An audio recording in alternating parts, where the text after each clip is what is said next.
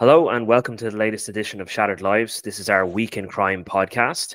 I'm joined again by Michael O'Toole, crime correspondent with the Star. Hello, Michael. Hello, Chief Reporter Paul Healy.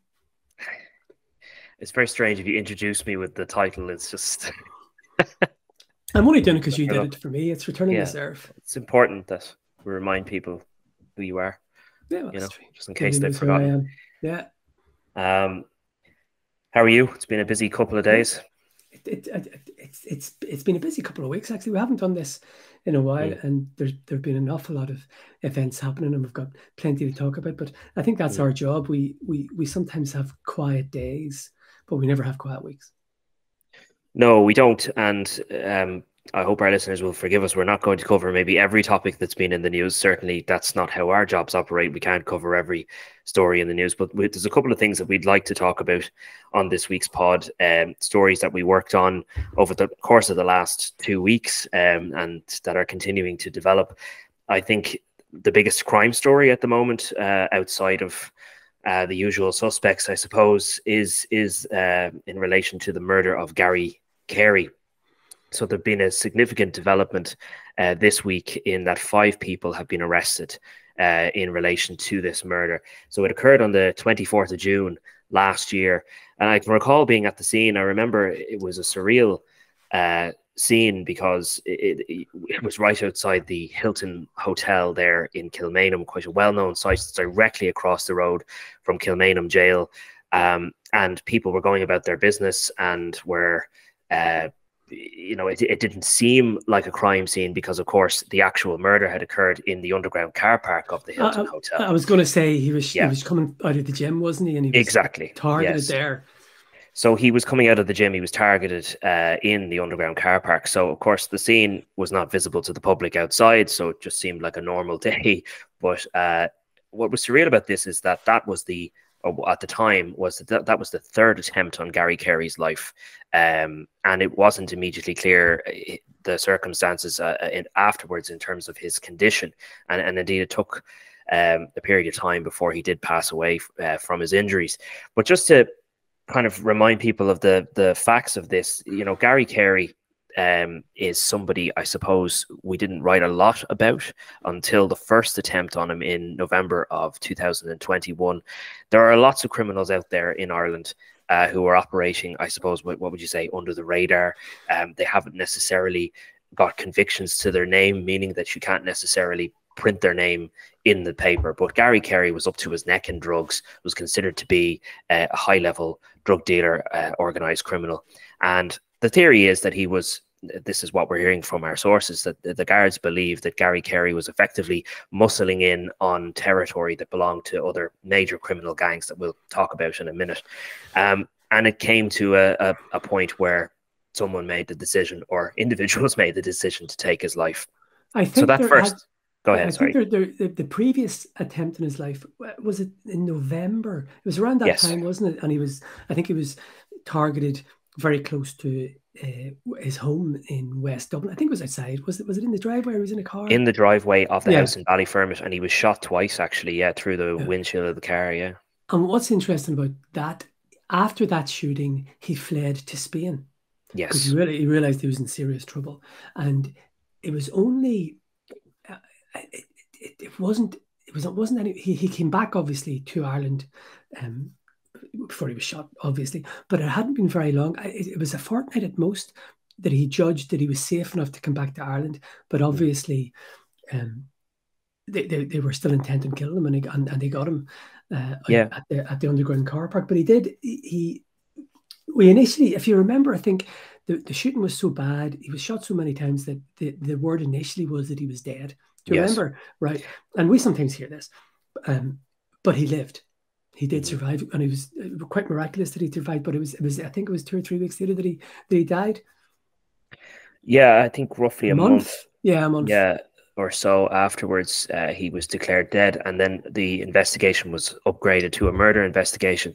So I'm told, and I'm sure you're hearing as well, that the investigation is now at a critical point. It has advanced significantly. The guards have acquired a huge amount of evidence in this case in relation to the individuals they believe are behind it, and the persons that were arrested this week are known associates of a criminal named Derek Didi O'Driscoll, who is a very well-known criminal in the West Dublin area. We'll speak a bit about him, I suppose, in a minute.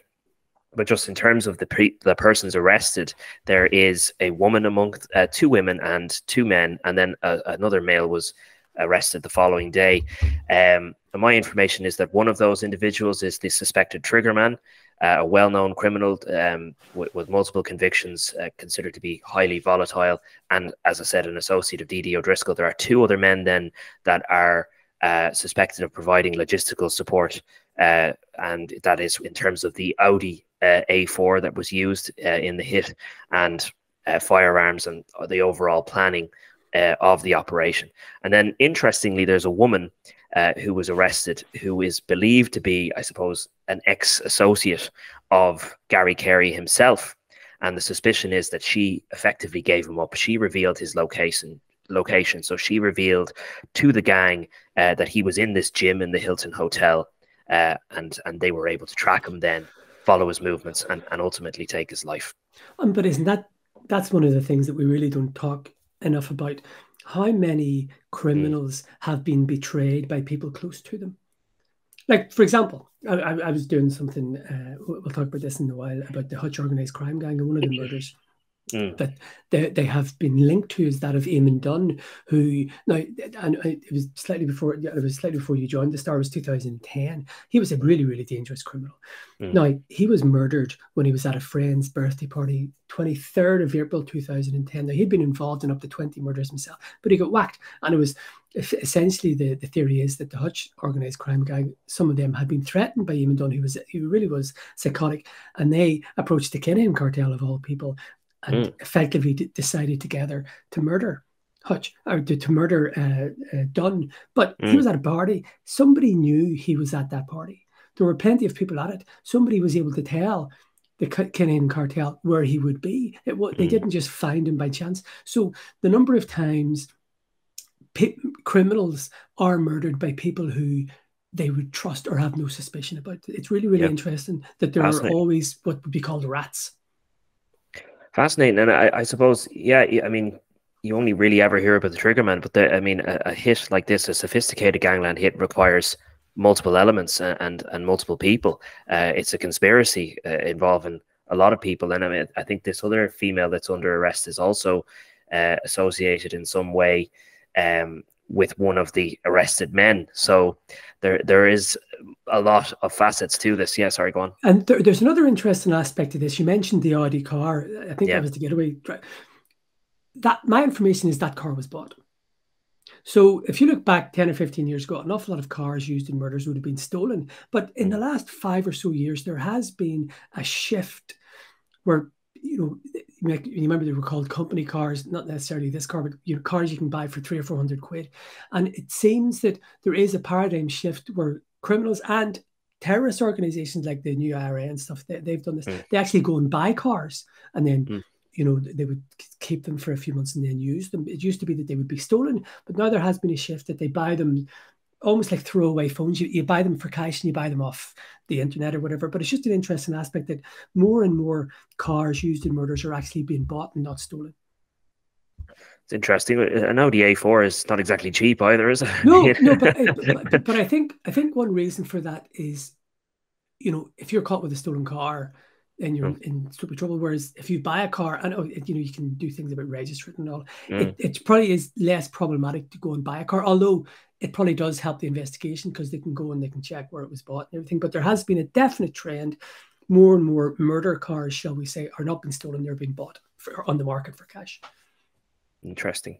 In this case, just as we were mentioning the different individuals involved, we think, or so the suspicion is, that there are at least 2, if not 3, major criminal gangs that were involved in sanctioning this hit against Gary Carey, and that's because he was supposedly muscling in on territory. And what's interesting about that overall picture, and I think we can discuss this, is that the fallout of the Kinahan Hutch feud has led to gangs, I suppose, reasserting themselves and their position within Dublin even, and trying to assert their authority and who is the biggest gang. And we mentioned the family I mean, the family are considered to be, correct me if I'm wrong, they're considered to be probably the second biggest drugs gang in this country outside of the Kilmainham cartel. They're a very, very big gang, but you mentioned at the start about keeping beneath the radar. They don't really get involved in what the Kilmainham clan or the Kilmainham cartel would have done. Obviously, you and I would, believe that Daniel Kilmainham would, and various people on the Byrne organised crime gang were involved in prosecuting the feud against the Hutches, and it was a sort of personal thing. The family are really interesting because I think it's more professional in them, and you never really hear them being involved in murders. Apart from this one, they are been looked at very, very strongly because he was trying to muscle in on their patch. But they are a very significant gang. I remember a couple of years ago, there was a man caught with money belonging to the family, drugs money. Now, it was down the country. It was about 4 million quid. And that wasn't even a week's profit for that gang. And that shows you how big they are. So there is a significant Garda investigation against the family. They are a very, very, very, very, very big gang, but they don't have the lack of control that elements of the Kilmainham cartel would, I would have to say. They're effectively more professional. Interesting. So much so that we can't actually name who they really are. I mean, we know who the leaders of the gang are, but for legal reasons and for the fact that these individuals, just many of them don't have the convictions in which we can name them, we refer to them as the family. These are names given to them by the media, but it means that we're able to write about them without necessarily having to name them. I've said this before. I'm not a big fan of nicknames, but sometimes they're unavoidable. Like, for example, we were talking about Eamon Dunn. He was nicknamed the Dawn. Now, the reason I don't think we give them, or they're given, I'm trying to see if I've ever given anybody a nickname. I haven't. I don't think I have. But we don't use nicknames to glamorize them. We use nicknames because it's better than writing a West Dublin crime gang who are involved in X in every story or in every. You have to shorten it. You have to syncopate it and do it that way. You got to. So I think that's why we do them. I think you got to identify them, haven't you? And especially when you say West Dublin crime gang, I mean, there's so many West Dublin crime gangs. And Didi O'Driscoll is a major organised criminal in this area. As I said, the at least two of the individuals who are currently under arrest in relation to this murder are known associates of Didi O'Driscoll. Just to give people an idea of who he is, there was a High Court case in 2019 where there was evidence of O'Driscoll running an extortion and protection racket in the Cherry Orchard area, and there were the Criminal Assets Bureau actually told how Didi O'Driscoll was the leader of a criminal organisation which they said was involved in the large-scale distribution of heroin, cocaine, cannabis across Ballyfermot, Kylemore, Starsfield, Crosswood and the Cherry Orchard areas. So he's been named in court as being the leader of a major criminal organisation. That's why we can associate him and name him in that way.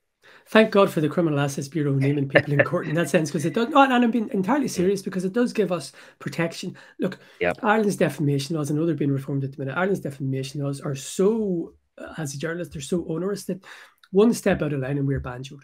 Now, it's okay for people on social media. I mean, I always say this, the family, if they're named or whatever, they won't go after Johnny X45321 on Twitter. They'll go after Paul Healy and Michael O'Toole in the Star, who are part of a large organisation.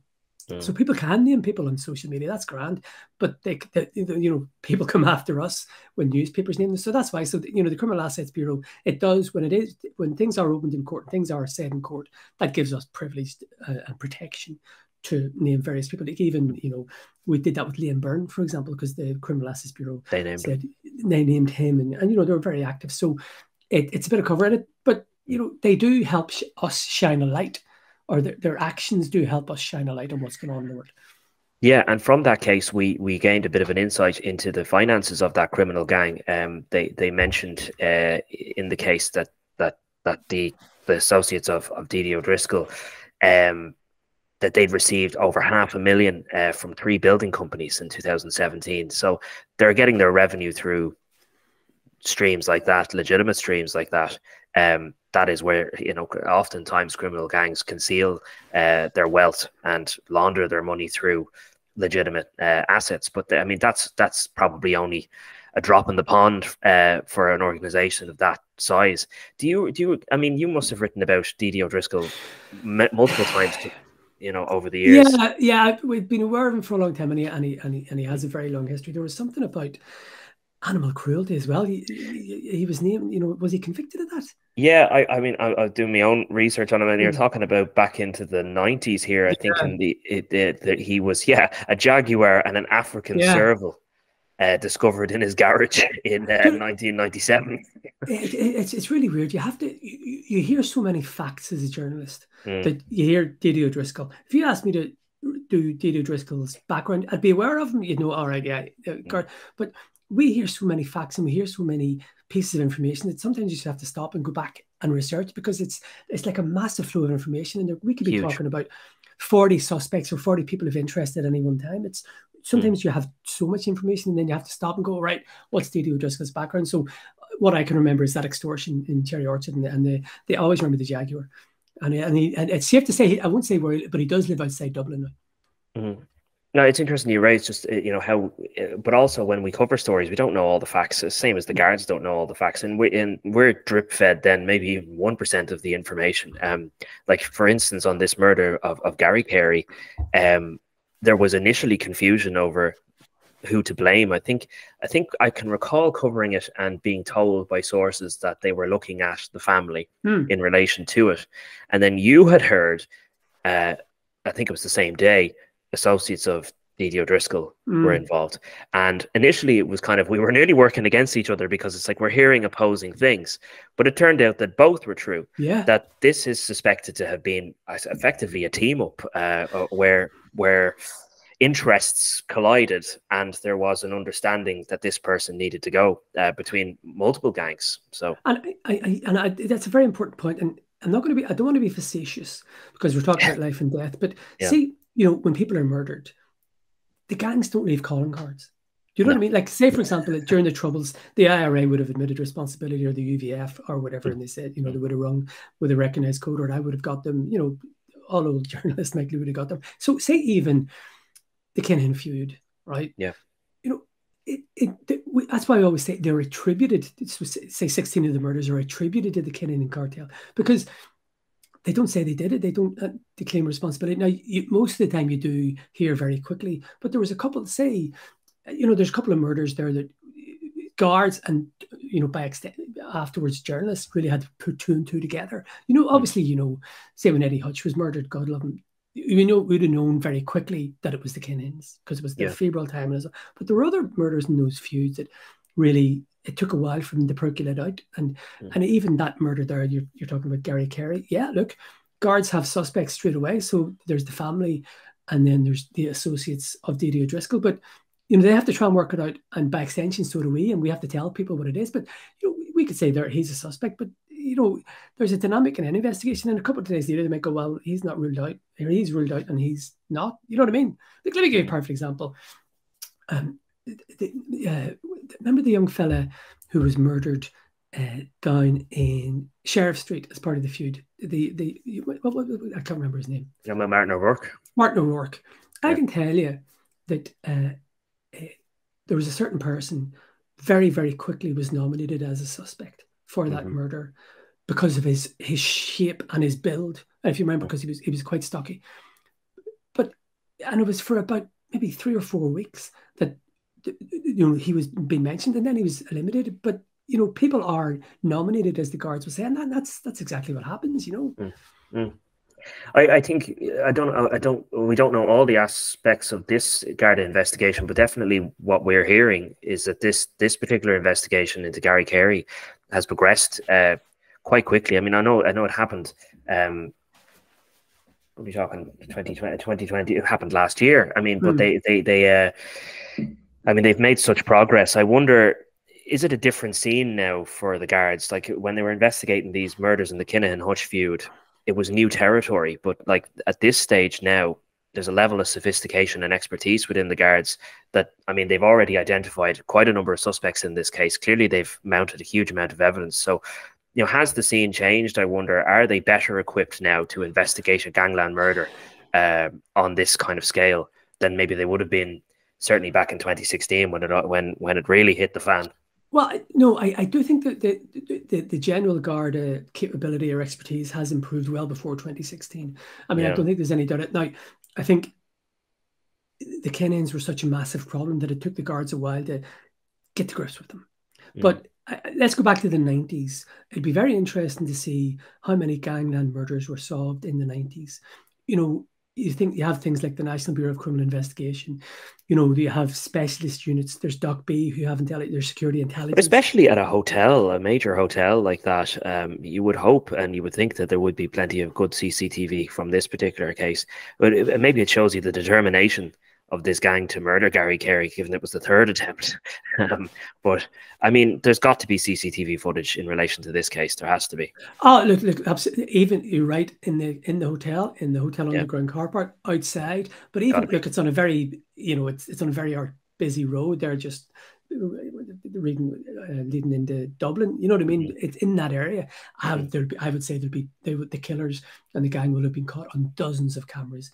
You know. It's impossible for them not to have been caught. They will have been able to map the vast majority of the route in and out for that gang. Well, we'll continue to follow that with interest. We'll see where those arrests go.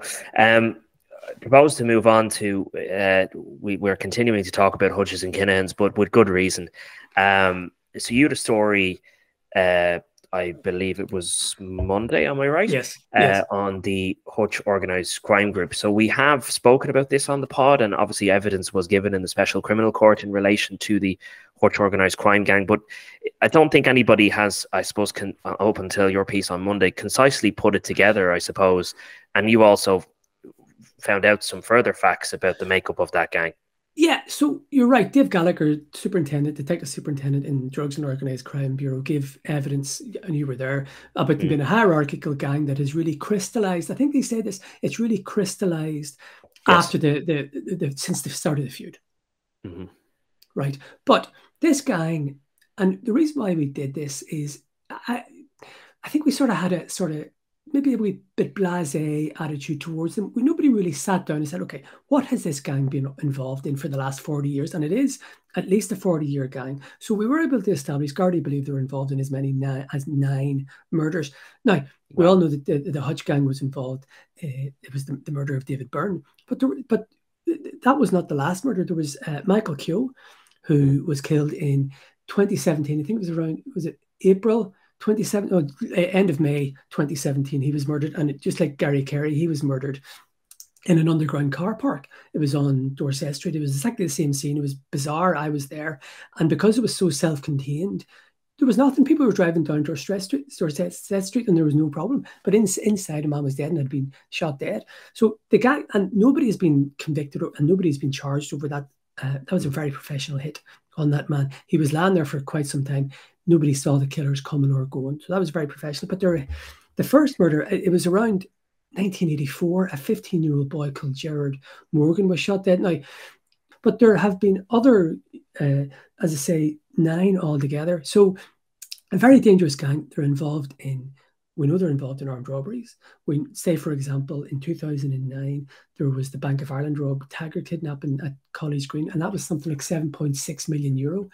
1.5 million euros recovered. The vast bulk of it wasn't recovered. Now, that may be one of the reasons for the Kinahan Hutch feud, because Gary Hutch would have been involved in that, and the belief is he gave Daniel Kinahan, who we know the Kinahans are heavily involved in money laundering, he gave Daniel Kinahan some of the proceeds from that to invest, and the deal went south, and sort of that was the start of the problems, although Gary Hutch did want to try and take over from Kinahan, and so it's very complicated. But they're a big gang. They're involved in extortion. We know they're involved in extortion. We know that they're involved in finance and drug deals. We know that they worked with the Kinahan cartel. We know that they worked with people in England and Birmingham. We also know that Gardaí would believe that they have infiltrated the guards.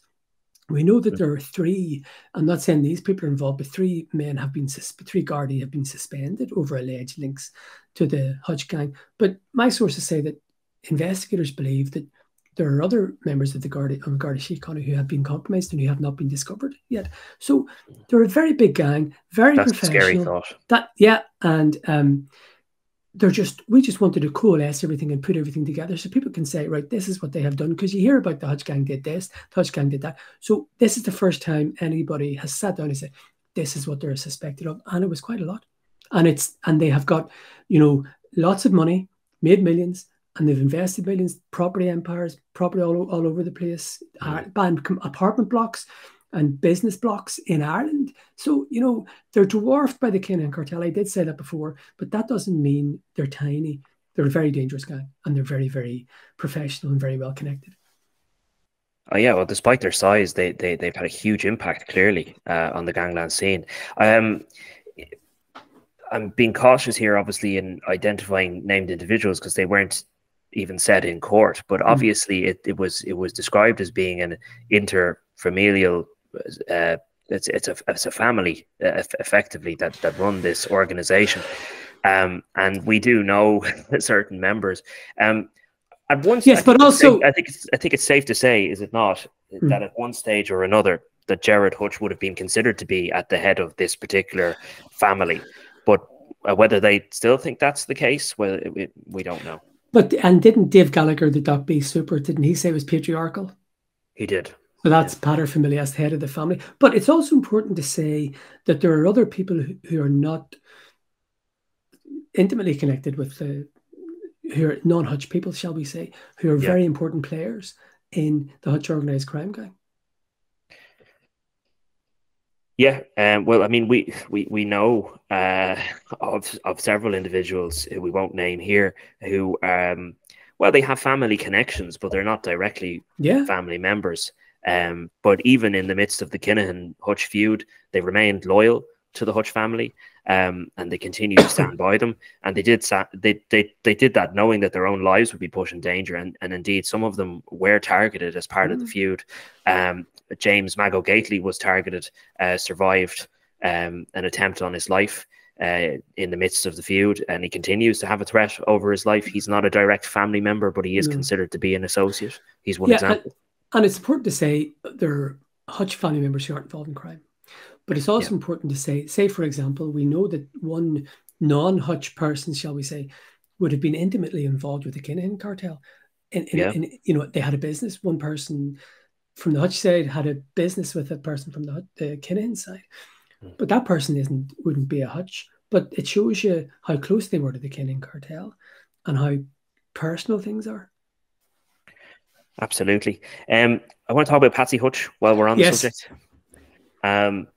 I'll be brief on this, but last week I did approach Patsy Hutch. He didn't want to speak to me. I expected as much, but I felt, and I'm sure you feel the same way, Mick, that from a journalistic standpoint, Patsy Hutch had to be doorstepped. He had to be approached after Miss Justice Tara Burns said in the Special Criminal Court effectively that it was possible that he was the person who organized the Regency Hotel shooting. She also went further and said that he was centrally involved in the transfer of the AK-47 rifles on the 9th of March 2016. We know those rifles ended up in the possession of Shane Rowan. He was caught with those guns, and they were identified to be the same Kalashnikov weapons that were used in the shooting. So you have someone now that is walking around the streets of Dublin, a free man, not charged with any criminal offence, who has been named by a court, a high court judge in the Special Criminal Court, as possibly being the person who arranged the most high-profile shooting in the country. And he's not been asked about it. No one's asked him about it. Now, with good reason. I mean, you're not necessarily going to just approach Patsy Hutch on any day of the week. He is a man who knows that his life is still in danger. Despite that, he goes for regular walks around the city centre almost on a daily basis. I'm not saying he does the exact same route every day. I don't know. We're not stalking the man, but he is well known and well seen in the city walking around and about. So I felt it was reasonable to approach him. I didn't think it was reasonable to go and knock on the door in Champions Avenue. If Champions Avenue, if you probably know it, is quite a small cul-de-sac, you know, in fairness, there is a 24-hour Garda post close to that house, and they're keeping watch, and with good reason. But if he comes out and about onto a public street, I think it's perfectly reasonable as a journalist to approach him and ask him, does he want to say anything in relation to the judge's comments? That's what I asked him. I walked across the road and I approached him quite friendly, and I immediately identified myself as a journalist and just said, you know, do you want to respond to what the judge has to say about you? I mean, you have to be quick with these types of things because a person you don't know what necessarily the reaction is going to be. And I mean, guessed that he would probably walk away from me quite quickly, which he did. So I'm a journalist, and I'd like to ask you, would you like to respond to what the judge had to say? And he kind of, I would say, he rolled his eyes at me. Kind of, it was initially sort of a deer caught in headlights sort of moment. It kind of like, who the fuck are you? Which I can understand. Once I said journalist, it was a roll of the eyes, and the rest of what I had to say, I don't know whether it registered or whether he even cared. He was already walking on. I didn't continue to follow him. He knows full well why I'm approaching him. He obviously doesn't want to comment. He's not interested in addressing it. So that was it. But I'm surprised that, well, I'm not. I suppose I understand why we haven't approached him before, but when a judge in one of the highest courts in the land is naming you in relation to this major offence, I think we have to approach him. Even if we know he's going to say nothing, I think it was the right thing to do journalistically. I don't know if you agree with me, but I hope you do. Yeah, I absolutely. We're entitled to ask, because our readers and our listeners are entitled to know. And as you say, a judge did make pretty strong comments about him. I want to raise one thing. Strong. I want to raise one aspect about this. When I'm thinking about doing a doorstep, I get nervous. But when I commit and I start doing it, the nerves disappear. So if I had been walking up to Mr. Hutch, I wouldn't be nervous, but I would have been nervous sort of thinking about it and preparing for it. But he did one thing which I find very interesting. He blanked you.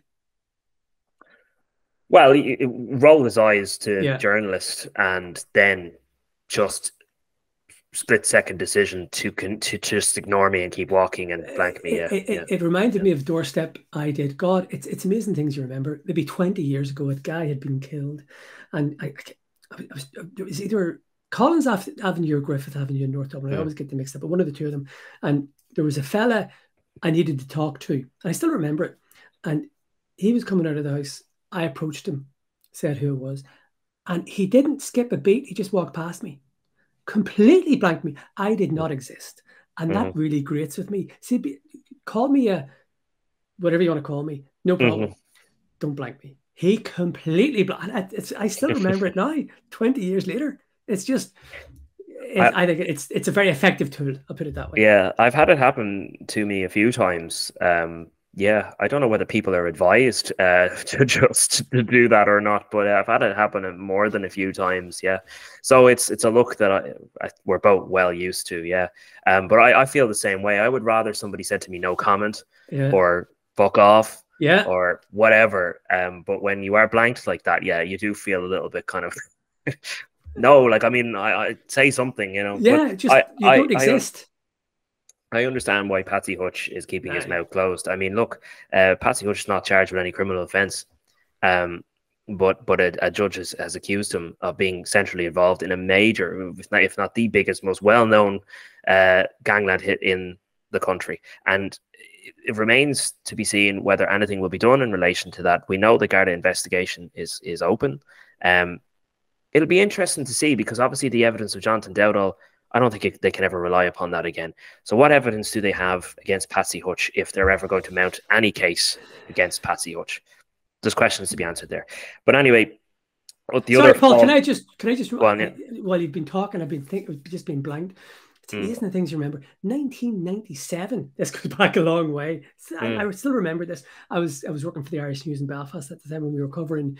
I was at the Garvaghey Road, the Drumcree parade standoff. I did it for 4 years in a row. It's horrendous. God love the people up there. Poor people in Garvaghey Road just treated like dirt. But one night I was there, and there were all these international observers. You know, we have legal observers, and he was an American fella.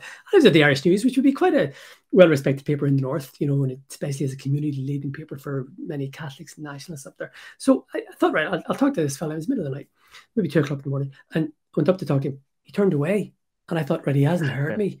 So I said, sorry, sir, can I? And he turned away again. Yeah. And he completely dissed me, and I still remember that. So it's amazing you remember being blanked. Yeah. It's like a rejection, is it? For it is, you know, my poor wee fragile ego. Anyway, well, I interrupted you. I just wanted to rant. Yeah, no, just I'm conscious of time here. We have a lot to talk about, but just also on the Hutch trial fallout, Jason Bonney and Paul Murphy. Look, we were wrong, but we're going to explain why we were maybe not wrong. The sentences were a little bit heftier than expected. Yes. So it was around the 5-year mark. We thought possibly, right? Because we were looking at other, remember we talked about Dial getting 4 years and didn't Patrick, the father, get 2 years. So we thought it would be higher than that. And I did mention that, you know, pleading not guilty would have to be taken into account. So it was heftier than we thought, but we did think it would be heftier than the other sentences, in fairness, because of the other factors. But the judge did hockey them. Yeah, she did. I mean, look, both of these men decided to take it all the way to trial, despite the evidence against them. The CCTV footage was pretty damning in relation to both of them. In particular, Paul Murphy. I mean, it was his taxi, and the judges identified it as being so. They played a central role, the judge said, in facilitating this murder by using their vehicles as effectively getaway cars for the gang. We know that Jason Bonney drove flat cap Kevin Murray based off the CCTV evidence. And the judge was particularly damning in relation to Jason Bonney and his witnesses, saying that they told the most malevolent lie. They had perpetuated this malevolent lie that Jason Bonney's father was the person driving the BMW and not him. And the interesting, I suppose, I'll mention just, the sentences that they got. Jason Bonney got a 8.5-year sentence, and Paul Murphy got a 9-year sentence. The reason why Paul Murphy got a slightly heftier sentence is because I think of his convictions. He has 67 previous convictions, whereas Jason Bonney, they said in court, has no previous convictions. So a slightly heftier sentence for Paul Murphy. I think they'll serve, what are we going to say, 6 years of that? Well, 7 years of that. Well, 75%. So, oh, my miles are terrible. Yeah, unless it is possible to get enhanced remission, which is the third. Who knows? I know I think they might be entitled to try for it, but the minimum they will get is 25% off, and it's backdated from when they went into custody, when they're convicted on the 17th of April. It's just the interesting fallout from this is that after this case came to an end, I was contacted by an uncle of Jason Bonney. So a further twist in the already full of twist story of Jason Bonney. I was contacted by a man named Matthew Bonney, who I recall was in the trial. One day there was we didn't report on this at the time, but there was a very dramatic incident one of the days after the evidence of Paul Byrne was heard. So Paul Byrne was a brother-in-law of Jason Bonney, and he gave evidence about spending the day, the 5th of February, the day of the Regency shooting, with Willie Bonney, Jason's father. And he can recall coming back from a holiday with his wife, would have been Willie Bonney's daughter, and they went to their house in North Dublin, and they spent the day with them. And they can recall seeing the news about the Regency on the news. And, you know, we mentioned before on this pod, you remember where you were, kind of like 9/11. They remember where they were. They spent the day with Willie Bonney. They insisted Willie Bonney never drove that BMW X5. He had a different car. And he was with him the entire time that day. And his evidence was accepted by the court as being, with beyond all reasonable doubt, being the true version of events, contrary to the version of events by Jason Bonney, that it was his father driving the BMW. His father, who was in his 70s at this stage, acting as a getaway driver in the Regency. Extraordinary thing to believe, but that was his claim.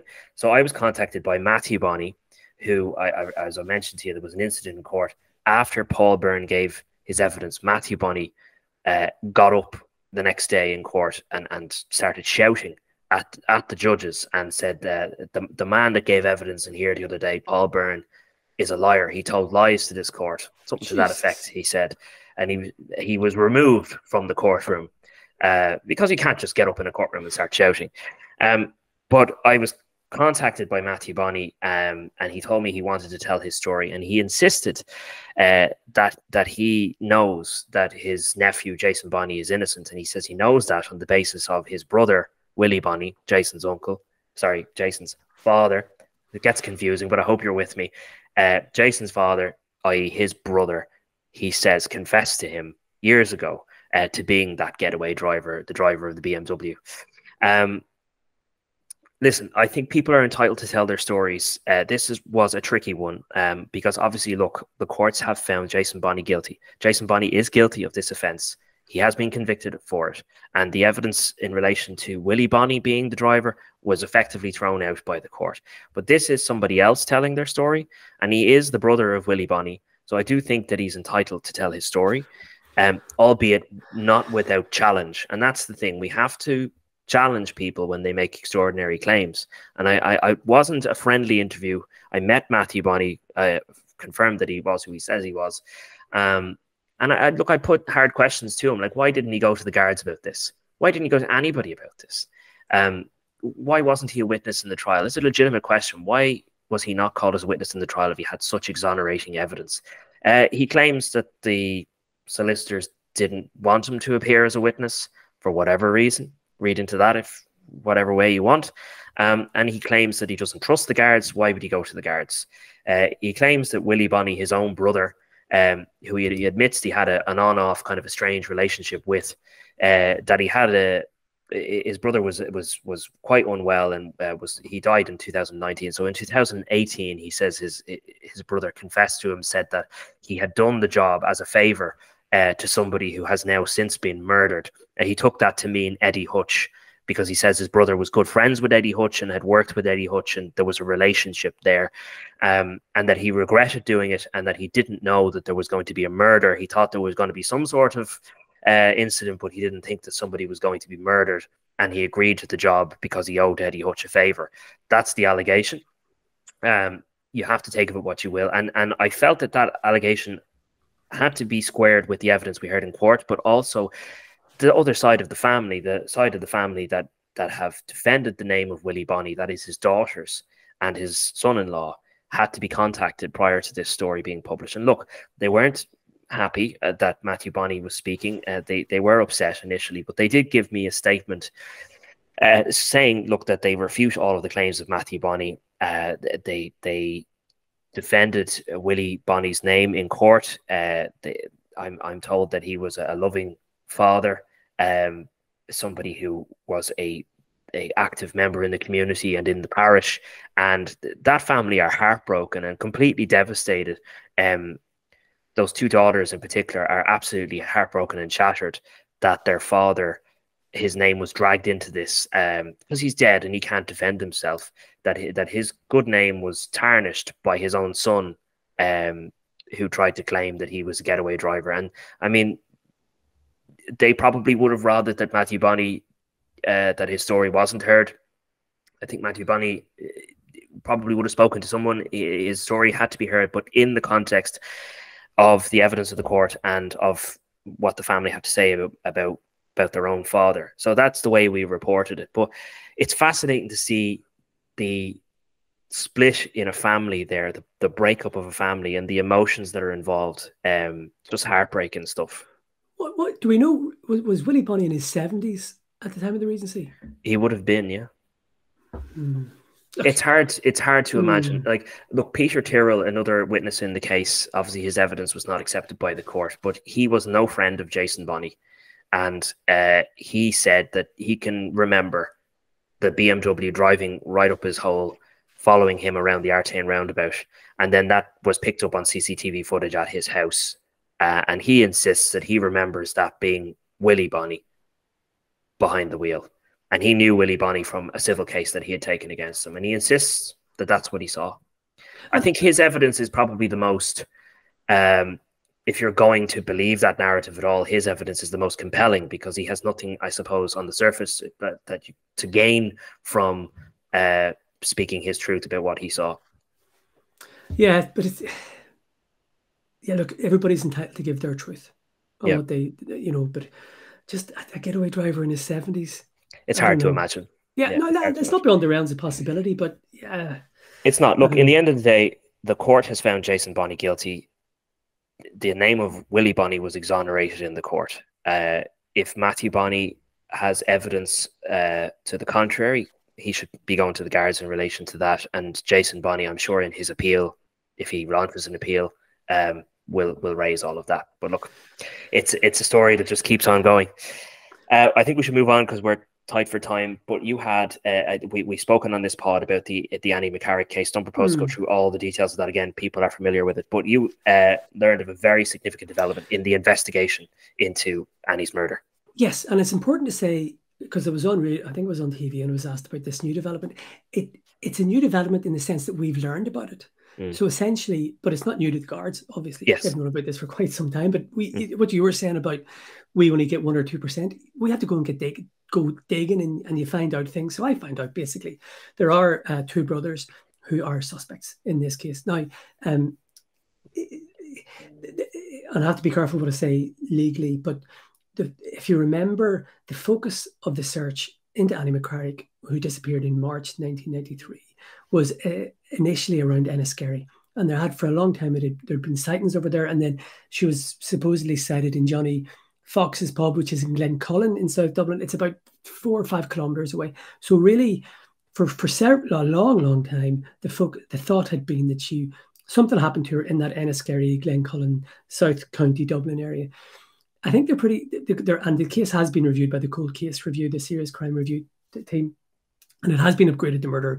They announced it was upgraded to murder on the 30th anniversary of her disappearing. Obviously, the team has looked at it and has decided there's compelling evidence that she was murdered. But one of the things that has come out of that is there are these 2 brothers who were interviewed before, about their knowledge of Miss McCarrick, and they both gave sort of alibis, or they accounted for themselves at the time. Now, they're back very firmly in the focus, in the sights of the guards. And I was speaking to somebody yesterday who said the guards are going to go down the road with these 2 men. In other words, they're very much the suspects. Now, it's 30 years on. Who knows what might happen? Alibis might not hold up. Alibis might hold up. You never know. It might completely exculpated and exonerated, but it's just a significant development because it had always been about one suspect, but it's now 2 brothers are very much the focus of this investigation. And look, hopefully they get some closure. But I mean, I was asked about this. Do the guards think they'll get a charge? Guards don't get charges. Guards do their investigation. Then they send a file to DPP, and it's up to DPP. Look at the Deirdre Jacob case. Guards had their man, Larry Murphy, asked for the DPP for a charge, sent the file to DPP. DPP said no. So, the guards do their bit, but it's up to the law officer to decide. And who knows, they'll see all the evidence. But there is a determination and a focus on these two men now. Is it fair to say that there's a feeling that maybe some mistakes were made in the original investigation because the focus went perhaps to the wrong place? And then there's something about faxes, isn't there? Yeah. That were missed. So, well, yeah. So essentially there was the RTE documentary last Monday night where people had said that they had been concerned about a certain man, one of the 2 brothers basically, and that Annie may have been assaulted and that she may have been the victim of stalking and harassment. Now, the story was that faxes were sent to someone in Ireland who was asked to give them to Gardaí. Now, the 2 investigators, ex-investigators in the team, said we didn't see them. And I know that Alan Bailey, who would be the cold case guy, he's a retired guard, and I mentioned him before. He's written a couple of fantastic books. And he said on the record, he didn't see that. He examined it in 98, 99, and he didn't see anything about faxes, and he would remember. But I know Pat O'Connell in the Sunday World had a story, and I think the Sunday Independent had as well, that guards are now saying that they've had the faxes the whole time. Now, I'll put it this way. We now have things within the guards. I was talking about the professionalism of guards has improved massively for murders and stuff. There's now what they call IRCs. You and I would call them bookmen or bookwoman, but it's incident room coordinators. So he or she collates everything. I think things may have been a wee bit more chaotic in the 90s. And the sense I'm getting is that they had them, but the team may not have had them. They may have gone somewhere else, or they may only have, may not have been put in the right box, because it wasn't computerized. Everything was by boxes, and things can go astray. But guards are now saying they've had them the whole time. So, yeah, I mean, I think they have the faxes, and that's why I think one of the reasons why these 2 men are being treated as suspects. Look, if one of them assaulted Annie McCarrick and then Annie McCarrick disappears, and you're quite right, the focus was in Enniskerry, but I think in the last year, and very senior Gardaí would have said this privately, they don't believe she was in Enniskerry. So they're going back to the last confirmed sighting, which was in a bank in AIB in Sandymount.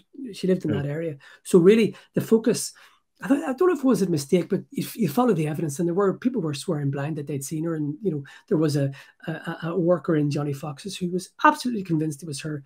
But people can make mistakes, and that's why I never really get overexcited about some witnesses and their details are wrong, because if you ever give evidence in a case, people can misremember, people can genuinely believe they've seen one thing when it's something else. So look, there's no doubt the focus was Enniskerry, but it is now shifted back to Dublin 4, and they believe the answer is in Dublin 4. And that's, you don't have to be an idiot to work this out. If somebody allegedly assaults Annie disappears, of course there are going to be people of interest, of course there are going to be suspects, because that's the last clue they have. So I think that explains why these two men are their focus now. Yeah, fascinating. We'll see where that goes. I want to briefly mention, obviously, because it's in the news today, there was a very terrible attack there in the County Meath area yesterday, and a video of it circulated on social media. This kid is only 14 years of age, suffered a concussion, broken teeth, bruising, and a shoe print was left in his forehead. I watched the video. It's pretty bad. Look, it wasn't that long ago that I was in school, but I suppose it's been a while, and I can recall people being randomly attacked because of who they were in particular. And I thought that we'd kind of gone past those times, because especially in the last 10 years, I would have said that we as a society have grown up, and that even the youth are more aware of social issues and more accepting of one another. I'm not saying bullying and assaults don't go on, but you would think on a lesser scale. So to see something like this, it kind of immediately reminded me of being in school and witnessing some of these horrendous incidents where, and it's just horrendous that someone would film it then and share it on social media. And it's been widely shared. I don't know if you watched it yourself, Nick. I want to talk about this. I specifically didn't watch it, and the reason why I didn't watch it, I wasn't working on it, and I've seen too much, and you've seen too much. We've covered rape cases, we've covered murder cases, we've covered sexual abuse cases, we've covered child sexual abuse material cases. We have taken a lot in, and I just made the conscious decision.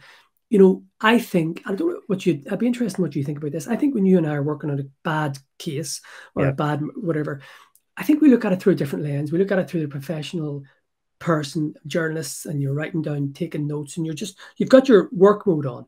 I did not have my work mode on in relation to that story yesterday, and I thought, no, I don't want to watch that. I have seen too much. So I purposefully didn't watch it, because I found it very upsetting just reading about it.